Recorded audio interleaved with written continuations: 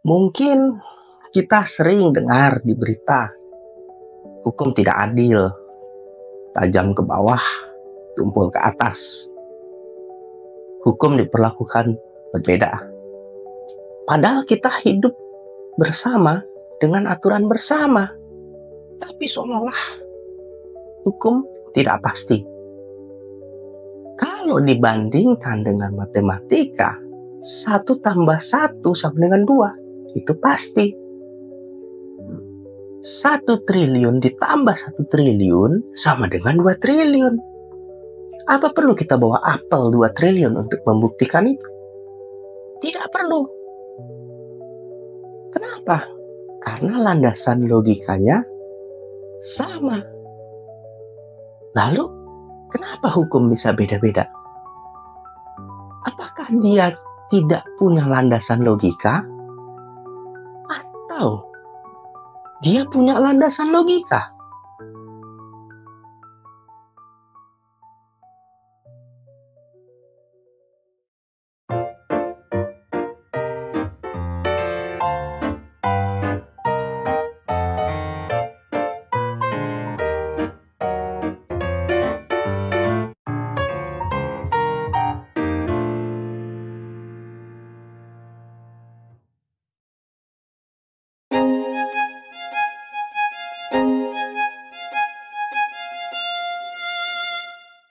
Selamat datang di kelas logika bersama saya, Rega Felix.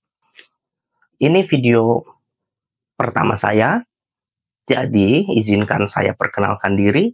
Saya Rega Felix, seorang dosen. Jadi video ini ditujukan sebagai materi tambahan kuliah, materi pendukung bagi mahasiswa. Namun, jika masyarakat ingin menonton dan menerima manfaat, dipersilahkan. Kembali kepada topik logika deontik. Apa itu sebenarnya logika deontik? Sederhananya, logika deontik adalah logika yang secara khusus banyak berkaitan dengan ilmu hukum.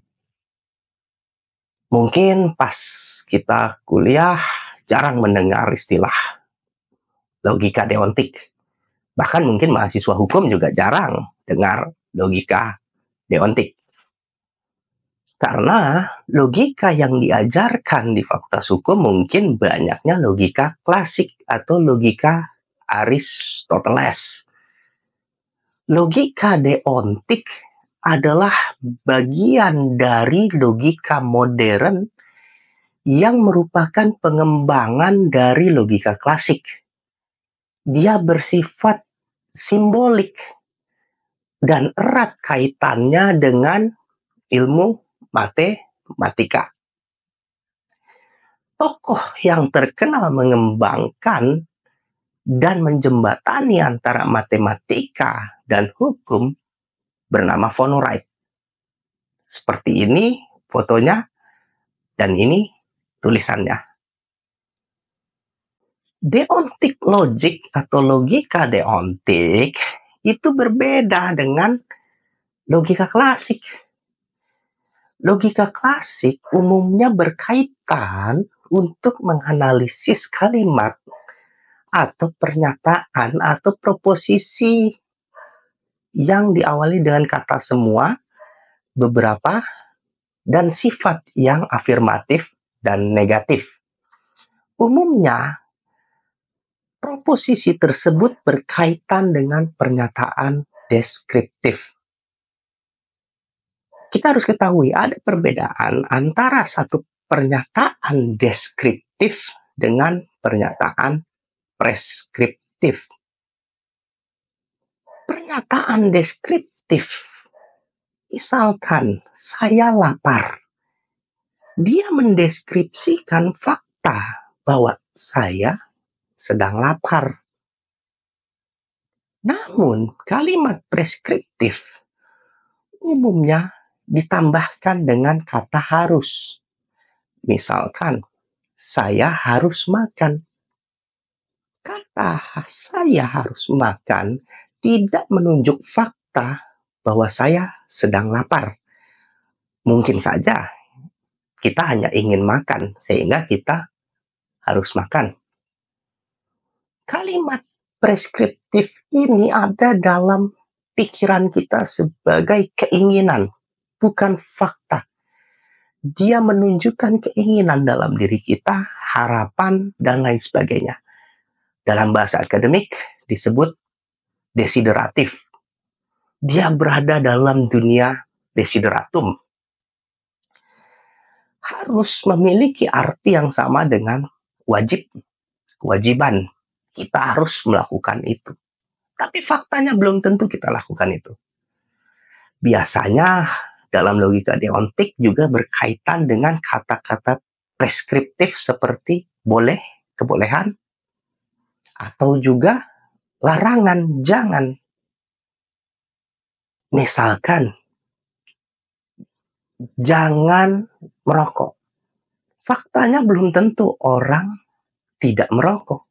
Bisa aja kalimat preskriptif itu dilanggar. Namun kata jangan adalah satu harapan bahwa orang lain tidak berbuat hal tersebut. Itu menunjuk kepada harapan, bukan fakta. Mahasiswa hukum mungkin mengenalnya dengan istilah das Sollen. Ada juga teori yang menyatakan bahwa norma, sesuatu pernyataan preskriptif itu merupakan perintah.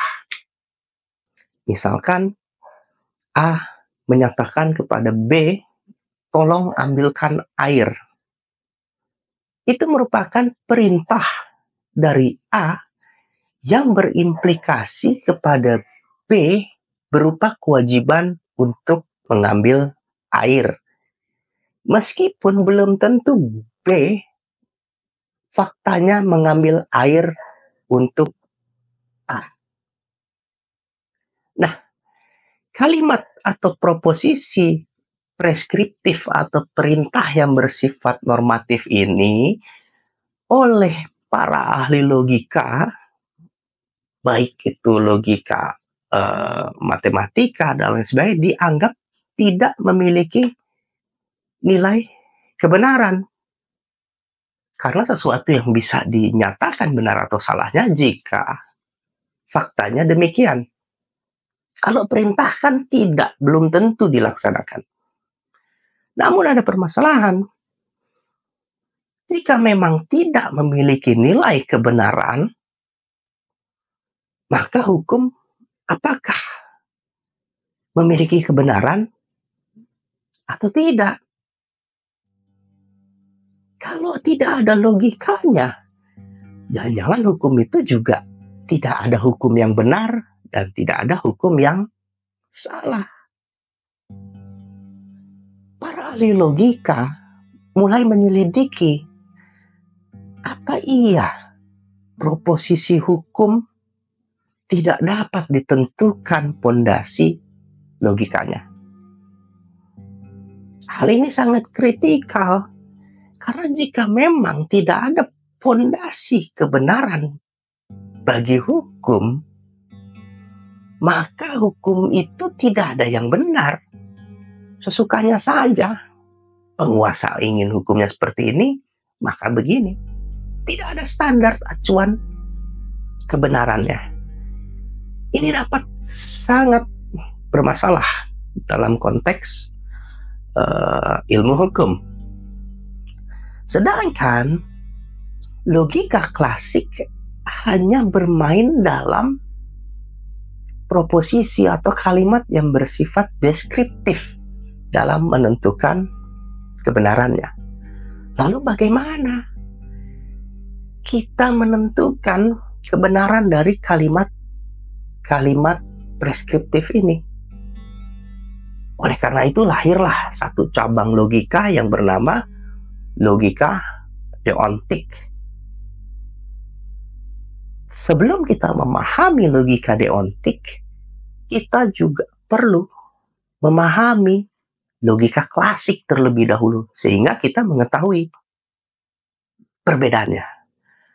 Oleh karena itu, saya akan contohkan gambarannya seperti apa.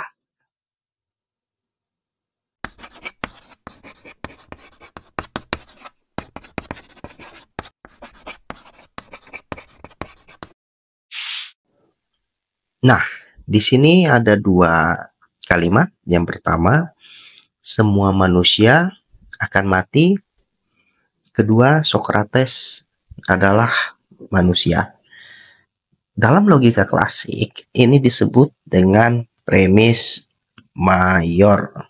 Dan yang kedua, premis minor.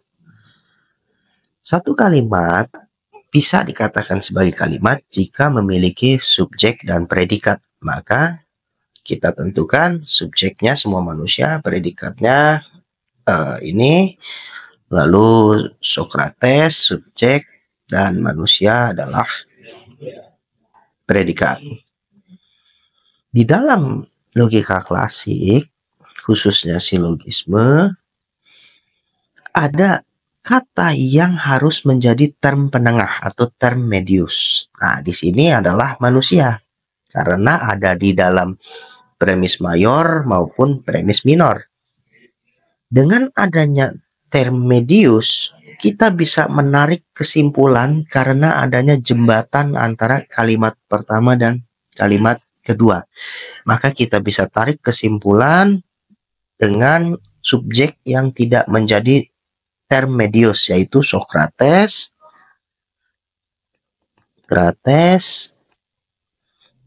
akan mati.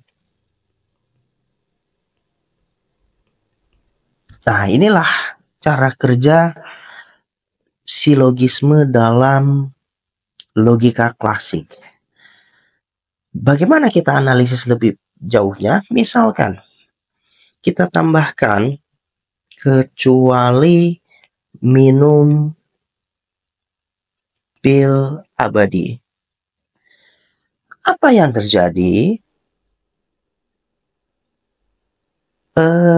Kita menambahkan kalimat kecuali, maka sistem silogisme ini menjadi rusak atau tidak benar. Karena jika benar Socrates menjadi abadi karena minum pil abadi, maka yang ini salah. Karena semua manusia akan mati, salah. Karena ternyata Socrates yang manusia tidak mati karena minum pil abadi.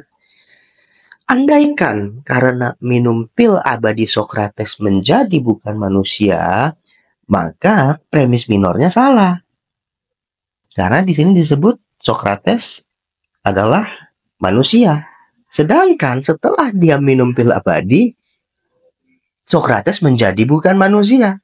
Sehingga ini salah. Nah, dengan kita menambahkan kecuali pil abadi, maka terjadi kontradiksi di antara premis. Nah, sistem logika klasik ini menghindari kontradiksi di dalam satu penalaran. Ini harus dihindari. Nah, bagaimana dengan ilmu hukum? Sekarang kita sudah sedikit memahami logika klasik. Meskipun masih banyak sebenarnya materi tentang logika klasik yang mungkin akan saya sajikan dalam kesempatan lainnya. Prinsip dalam logika klasik sangat ketat dengan non-kontradiksi.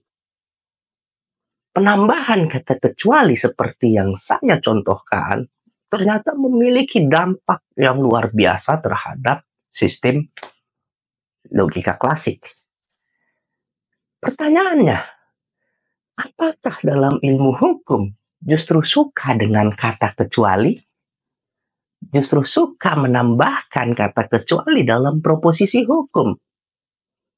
Jika ya, lalu apa akibatnya? Mari kita contohkan bagaimana proposisi dalam hukum itu bekerja. Seperti berikut. Sekarang, mari kita lihat satu kalimat atau proposisi yang umum ditemukan dalam ilmu hukum. Misalkan setiap orang yang misalnya kita tulis mencuri, wajib dihukum. Lalu kedua, ini juga sering kita ketemukan, ada pasal yang menyatakan pengecualian. Kecuali jika terpaksa, maka boleh tidak dihukum. Misalkan ada nenek-nenek mencuri buah semangka karena lapar, boleh tidak dihukum. Tapi ini sering disalahgunakan. Pengecualian ini justru sering sekali di dalam ilmu hukum digunakan. Mungkin disalahgunakan dengan kecuali jika penguasa. Nah, justru logika dalam ilmu hukum adalah banyak pengecualiannya. Sehingga proposisi 1 pertama ini yang menyatakan setiap orang yang mencuri wajib dihukum justru sering kontradiksi dengan proposisi keduanya. Nah, yang jadi pertanyaan, apakah ketika kalimatnya setiap orang itu siapapun dan dinyatakan wajib dihukum, bolehkah kita tambahkan proposisi kedua yang mengecualikan dengan kalimat maka boleh tidak dihukum? Bagaimana logikanya bekerja dengan proposisi yang mengecualikan yang sering ditemukan di dalam ilmu hukum? Apakah sesuatu yang wajib boleh dikesampingkan dengan boleh tidak dihukum menjadi boleh tidak wajib dengan menambahkan kalimat pengecualian? Gimana sistem logikanya bekerja? Karena dalam logika klasik tidak ada sistem logika yang seperti logika hukum ini. Makanya deontic logic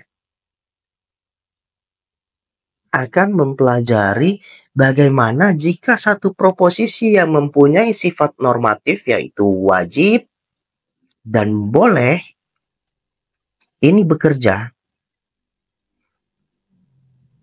Ini yang akan nanti kita pelajari dalam perkuliahan kali ini.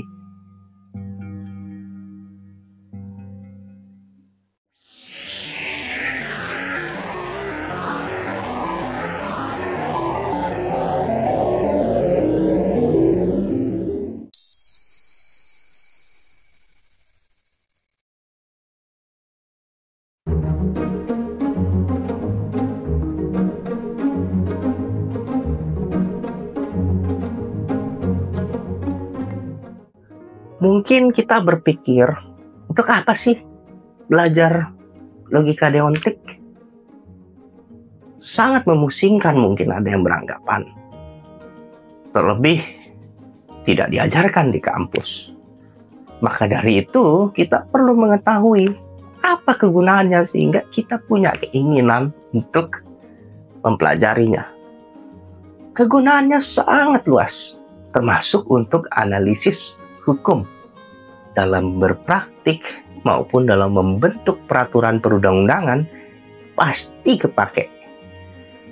Nah, salah satu yang sekarang menjadi concern ilmuwan adalah bagaimana mengembangkan deontic logic untuk artificial intelligence.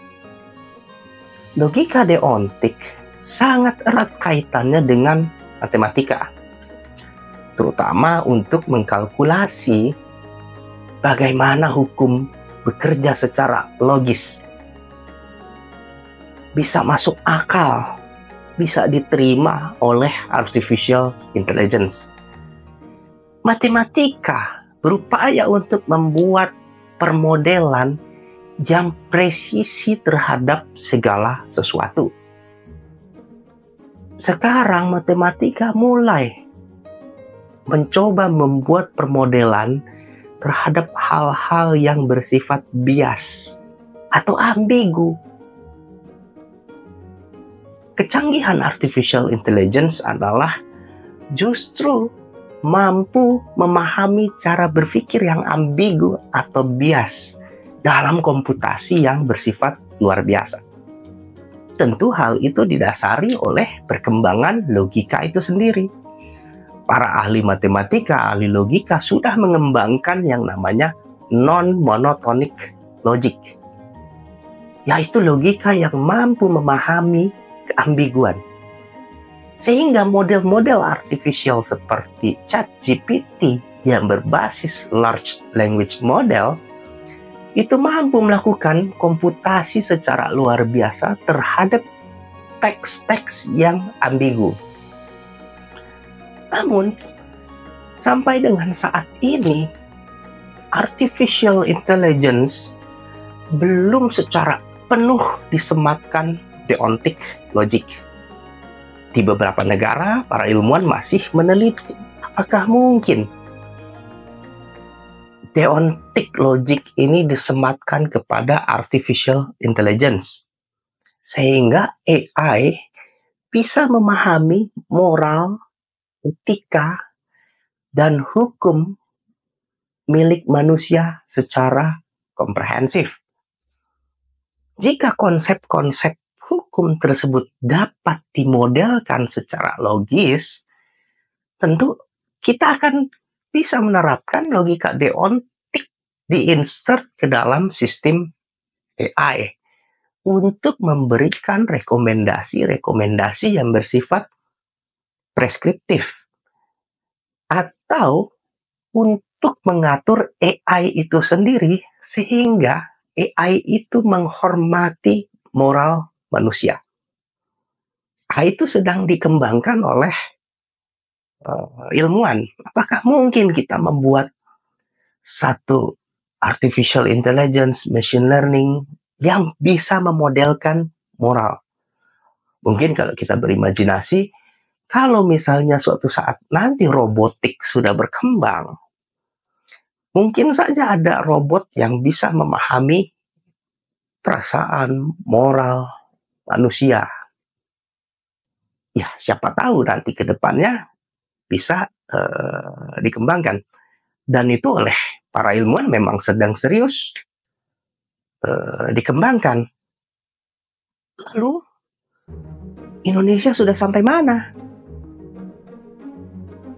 Maka dari itu, kita akan belajar deontic logic secara lebih mendalam.